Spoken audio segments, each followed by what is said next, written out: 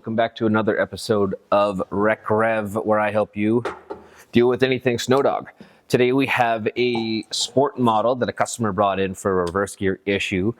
We think it's leaking from one of the seals, or the main gasket around the gearbox has failed somewhere. So we're going to take this apart, give you guys a look on the inside, see what makes it tick, and hopefully you learn something, and hopefully I do too.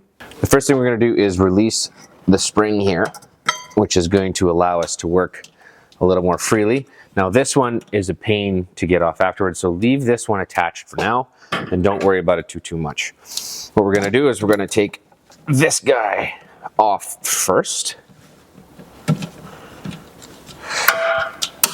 And we're going to keep everything together as best. So you're going to come with a nut, a small washer, a large washer, and this little arm, so that you can just lay across and you're good to go. So now in our way is 1, 2, 3, 4, 5, 6 separate bolts and your little gasket plate here, which is going to be holding on one of our seals that we're going to inspect there. So we're going to remove these 6 and loosen this one out, and that should give us the release we need to take it off.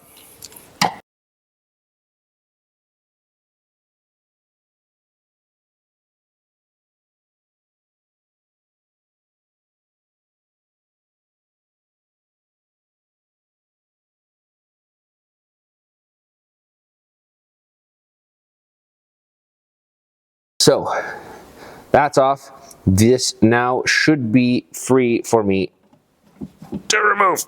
There we go, pops off. Okay, now that one was remarkably easy to take off. Yours might be remarkably difficult to take off. Because it was easy, it really drives home the point that our gasketing material here to keep the top and bottom half of the case together probably wasn't doing its job. But this is your reverse gear.